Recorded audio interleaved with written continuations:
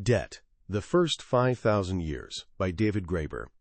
Picture yourself at a sunny garden party, chatting with a smart, compassionate lawyer who dedicates her life to fighting poverty. You casually mention your activist work, and she asks what you've accomplished. Well, you say, we almost brought down the IMF. She looks puzzled, so you paint the picture. How massive Western banks lured leaders in struggling countries into taking enormous loans. How interest rates exploded overnight, and how the International Monetary Fund swooped in like a collector with a baseball bat, forcing these nations to slash funding for food, healthcare, and schools, just to keep the money flowing. You describe the devastation, families torn apart, societies crumbling, futures erased. So what were you fighting for? She asks. Debt forgiveness, you explain. After 3 decades of money hemorrhaging from the world's poorest to its richest, we thought it was time to hit reset. Then she drops 7 words that sound like the most reasonable thing in the world. But they borrowed the money, surely one has to pay one's debts. That single sentence is why we're here, because what if it's not reasonable at all? What if that idea, which sounds so obviously true, is actually one of history's most dangerous myths? Today, we're diving into a book that tears down that myth, brick by brick. It's called Debt, The First 5,000 Years, by the brilliant, rebellious anthropologist David Graeber. Graeber wasn't just some dusty academic. He was an intellectual powerhouse and a driving force behind Occupy Wall Street, the guy who gave us We Are the 99%. This book is his masterwork, a wild, mind-expanding journey through 5,000 years of human civilization that sold millions of copies and fundamentally rewired how we understand money, morality, and power. Here's my promise. By the time we're done, you'll see that nearly everything you've been taught about money, economics, and the birth of civilization is built on sand. You'll understand that debt isn't just about spreadsheets and interest rates. It's about violence, control, and what it fundamentally means to be human. And that little voice in your head whispering, surely one has to pay one's debts? You might just tell it to shut up. Let's pull back the curtain on the secret history shaping our world.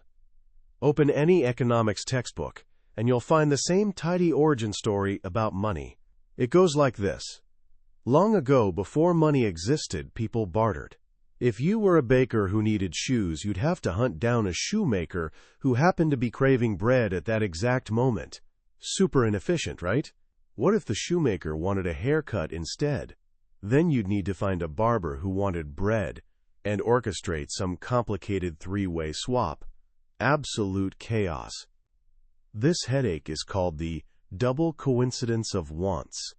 To solve it, clever humans supposedly agreed on one valuable thing, shiny shells, salt, maybe dried fish, that everyone would accept. Boom! Money is born. Eventually, people switched to precious metals, then coins, and way down the line came credit and banking. Nice story. Clean. Logical. And according to David Graeber, complete fiction. It never happened. For centuries, anthropologists and explorers have scoured the globe looking for this mythical land of barter, where people routinely swapped goods directly. They've never found it, not even once. Graeber shows that all the actual evidence points in a completely different direction. That economics textbook story isn't history. It's a fairy tale designed to make a particular worldview seem natural and inevitable. So if money didn't emerge from barter, where did it actually come from? Let's revisit our baker and shoemaker. We'll call them Henry and Joshua. They live in a small, tight-knit village.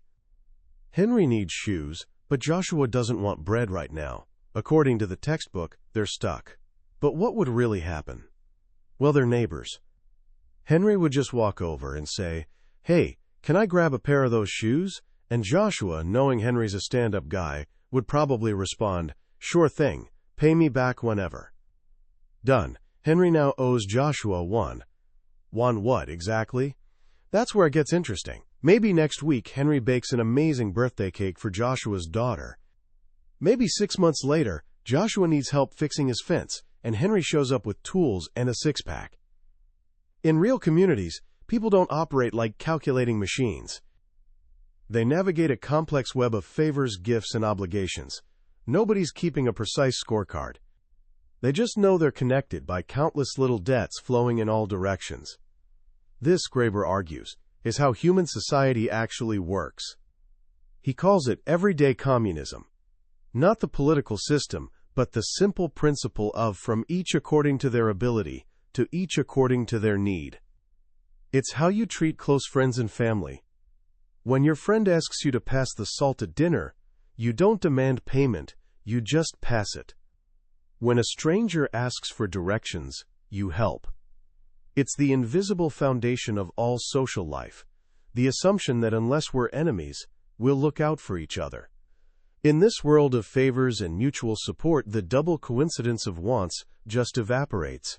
So does the need for physical cash. What you have instead is credit. The first money wasn't coins or bills, Graeber insists. It was virtual. It was the IOU, the memory of a promise, the knowledge that you owe someone and they trust you'll make it right. This completely flips economics on its head. We didn't evolve from barter to money to credit. We started with credit. Hard currency came much, much later. And barter? That's not the origin of money at all. Barter, Graeber demonstrates, is what people who normally use money do when they suddenly don't have any. It's what happens between strangers, or even enemies, who have zero interest in an ongoing relationship. It's often suspicious, tense, ritualized, sometimes threatening. It's what you do with people you don't trust. With neighbors, you just trust they'll remember. So the real question becomes, how did this world of informal favors transform into a world of cold, calculated numerical debt? How did Henry owes me $1 become Henry owes me $40,000 at 12% interest, and if he doesn't pay, we'll take his house? This is the book's central mystery, and the answer is both simple and deeply disturbing: violence. To convert a moral obligation into a numerical debt, you need two things. You need to strip away the personal element, and you need to make it enforceable through force. Both require violence. Think about what separates debt from other promises. A debt can be precisely measured. It's not a vague favor, it's an exact number. This mathematical precision is what allows debt to be bought and sold. Your friend owing you a favor is personal and non-transferable. But if you owe a bank $1,000, that bank can sell your debt to another bank without you even knowing. The human connection is surgically removed. Where does this cold quantification come from? Graeber argues it doesn't emerge from friendly exchanges. It comes from the opposite: injury and revenge. Imagine Henry's pig escapes and destroys Joshua's garden. Joshua is furious. They get into a fight, and Henry accidentally breaks Joshua's arm. Now things are serious.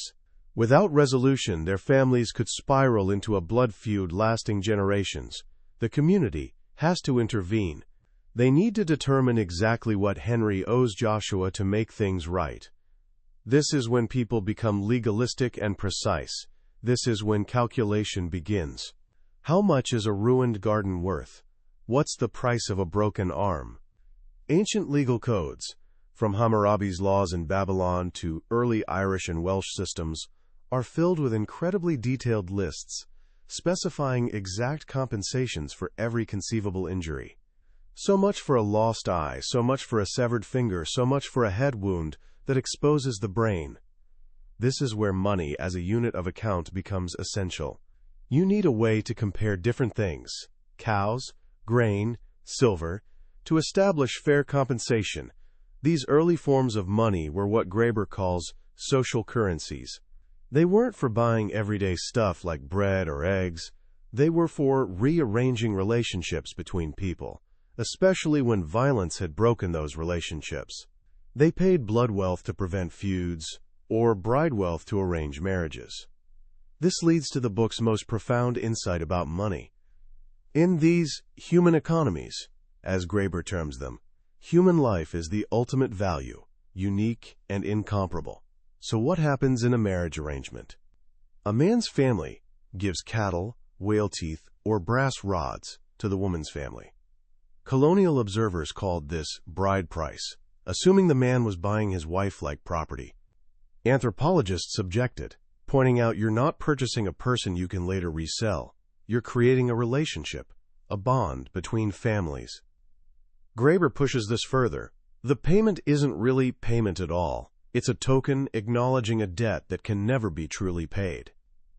You're taking someone's daughter, their sister, a person of infinite value. The only thing genuinely equivalent to a human life is another human life. The cattle or whale teeth symbolize recognition of an unpayable obligation. The same applies to blood wealth. If you kill someone, you owe a life. Offering payment says, we know we owe you a life and we know this payment isn't a life, but it acknowledges this infinite debt and we're asking you to accept it so we can restore peace. Money, in these human economies, begins as a symbol of human life's sacred value. It marks debts too profound to ever be fully repaid. So how did this sacred symbol become a tool of oppression? This transformation happens when human economies collide with what Graeber calls commercial economies, systems built on impersonal markets, driven by profit and backed by state power. Historically, this collision is almost always driven by war and slavery. A slave, Graeber explains, is someone ripped from their context, torn from family, community, all the relationships that made them a unique person. In a real sense, they're socially dead. Because they've been reduced to an isolated object, they can be bought and sold like any commodity. The value of a slave becomes a standard for measuring other things. In ancient Ireland, the standard currency unit was the cumul, literally meaning, a female slave. A king's honor was valued at 7 cumuls. What does it mean when the highest measure of a sacred person's honor is calculated in units representing people with no honor at all? It means honor is a zero-sum game, built on degrading others. This is the dark secret at the heart of our economic history. Money's real origins aren't in peaceful barter but in war, theft, and slavery. Violence first rips people from their social worlds and transforms them into tradable objects. Violence first converts human relationships into cold mathematics. With this foundation established, Graeber takes us on a sweeping 5,000-year tour, revealing a startling pattern. Human history, he argues, follows a great rhythm, an alternation between ages dominated by credit money and ages dominated by physical gold and silver. Then comes what philosopher Karl Jaspers called the Axial Age, roughly 800 BC to 600 AD. This is the era of Buddha, Confucius, and Socrates.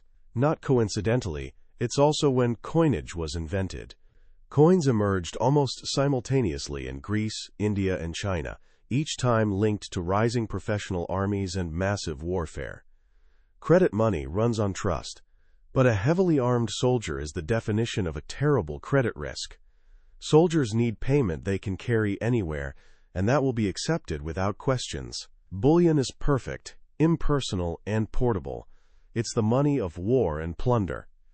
This period saw the rise of what Graeber calls the military coinage slavery complex. States minted coins to pay soldiers. Soldiers often got paid with loot from conquered cities. Conquest produced slaves, who were forced to work in mines extracting more gold and silver to mint more coins to pay more soldiers. A self-perpetuating cycle of violence. In this world of impersonal cash markets and constant warfare, the great philosophical and religious traditions were born. They were, in many ways, reactions against it. They introduced a new materialism, the idea that the world is made of abstract, quantifiable substance, like money.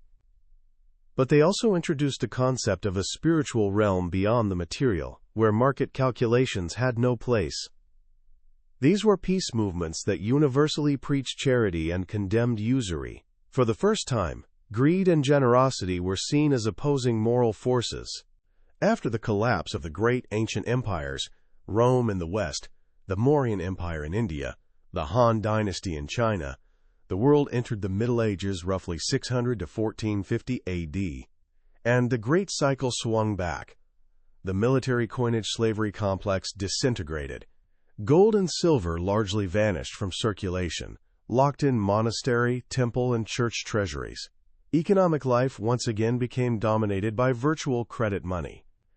In Europe, people kept accounts in old Roman currency, but actual transactions used tallies, promissory notes, and local trust arrangements. In the Islamic world, vibrant commerce flourished almost entirely on credit instruments like the sakk, the origin of our word check. In China, Buddhist monasteries became the first great centers of concentrated capital, pioneering complex financial instruments and even inventing paper money. Everywhere, dominant institutions were religious, and everywhere, these religious authorities made it their mission to regulate economic life, protect debtors, and strictly forbid usury. Islam banned all interest on loans. The Catholic Church declared usury a mortal sin, threatening moneylenders with excommunication and eternal damnation. Chinese governments repeatedly intervened to relieve indebted peasants. For most of the world's population, this was a massive improvement over the Axial Age's brutality. But around 1450, the cycle turned again. We entered the age of the great capitalist empires. It began with a crisis. Medieval credit systems were breaking down. Bullion was scarce. Then came the so-called Age of Exploration. European adventurers, backed by a new fusion of warrior and merchant interests, set out hunting for new gold and silver sources. What they found in the Americas was a windfall beyond imagination. The conquest of Mexico and Peru unleashed a tsunami of bullion into the global economy. But here's the thing. Very little stayed in Europe. The vast majority of American silver was shipped across oceans to China. Why?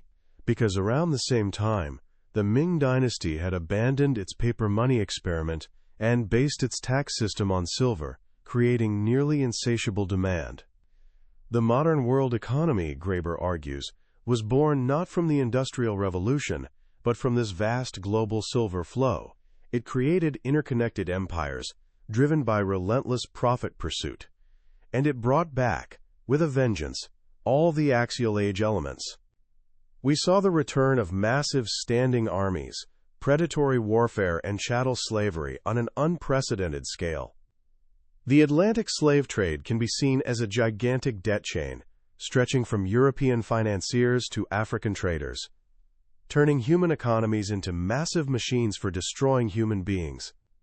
Back in Europe, old communal trust systems were systematically demolished. Credit, once society's fabric, was criminalized. Interest-bearing loans, formerly a mortal sin, became the economy's engine. The state, which in the Middle Ages had often been kept at arm's length, now intervened with brutal force. Vagrancy became punishable by death. Debtors were thrown into nightmarish prisons. The endless accumulation of wealth was no longer vice, but the very point of human existence. This is the world that created modern capitalism. It wasn't a peaceful, gradual evolution. It was a violent transformation that remade our deepest ideas about freedom, justice, and human nature. Even our concept of liberty, Graeber shows, comes from Roman slave law. The freedom of the market is, at its root, the freedom of a master to do whatever he wants with his property, including his human property. Finally, we reach our current era, which began on August 15, 1971. On that day, President Richard Nixon announced that the U.S. dollar would no longer be convertible to gold. With that single act, the world's last link to bullion-based currency was severed. The great 500-year cycle had ended. We've returned, once again, to an age of virtual credit money. But this time, it's different. The new global credit money isn't based on community trust, but on national debt. And at its core lies the United States national debt, a debt that can never be repaid. The U.S. dollar is the world's reserve currency, the ultimate store of value, not because of gold bars in Fort Knox, but because the U.S. government maintains over 800 military bases and can drop a bomb anywhere on the planet. Our money is a promise backed, ultimately, by a threat. The new global institutions emerging in this era, the IMF, the World Bank, aren't designed to protect debtors like medieval religious institutions. They're designed to protect creditors. They operate on the principle that unless you're the United States Treasury, you must pay your debts, regardless of human cost. This has created a world where almost everyone is in debt. From American students drowning in loans, to homeowners facing foreclosure, to entire nations in the global South, caught in perpetual debt traps. We've been taught to think of this as a moral issue, that being in debt makes you a sinner, and paying your debts is the essence of virtue. But as Graeber's 5,000-year history reveals, this is a lie. Debt is not a sin, it's the perversion of a promise, corrupted by mathematics and violence. The relentless drive to transform all human relationships into quantifiable transactions has created a system that's not only morally bankrupt, but now threatening to destroy itself. The 2008 financial crisis starkly reminded us of this.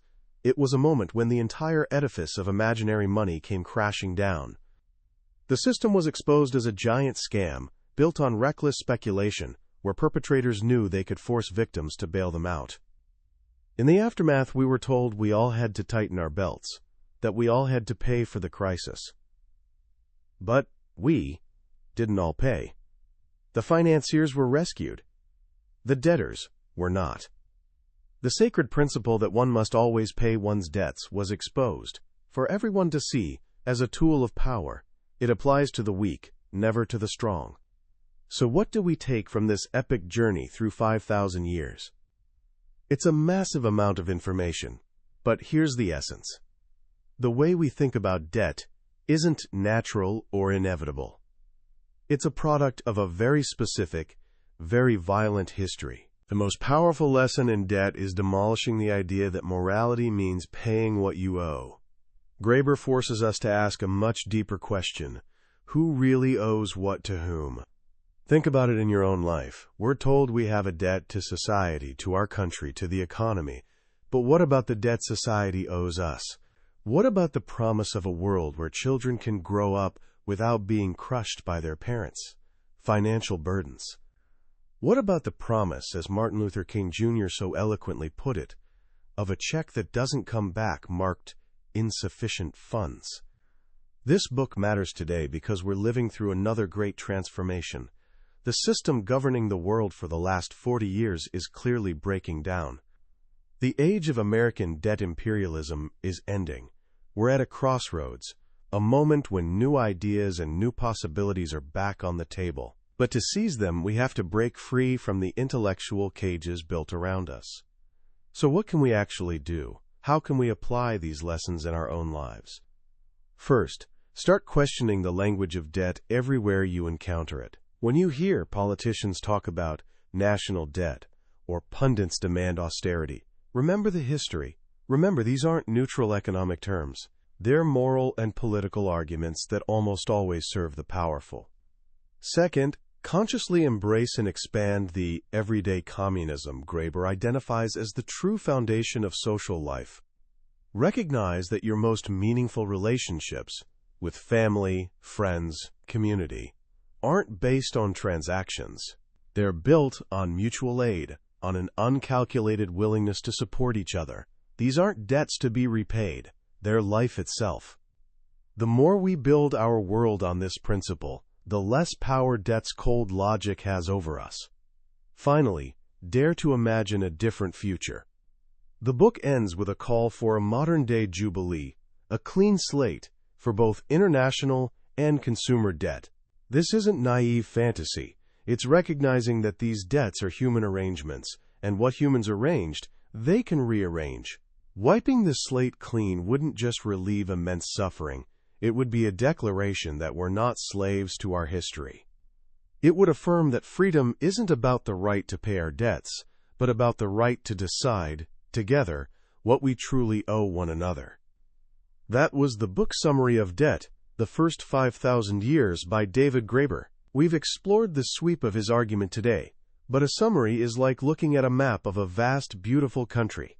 It shows you borders, major cities, rivers, but can't convey the feeling of walking through its forests or meeting its people. The real magic of this book lies in the details, the strange and wonderful stories, the startling connections, the moments when a single sentence changes how you see everything. If anything we've discussed sparked your curiosity, I urge you to pick up a copy. It's more than a book. It's an intellectual adventure that will arm you with a new way of seeing the world and your place in it. The link is in the description. Also, if you found this summary valuable, please hit that like button and subscribe so you don't miss our next journey into another life-changing book. Your support helps us bring these powerful ideas to more people.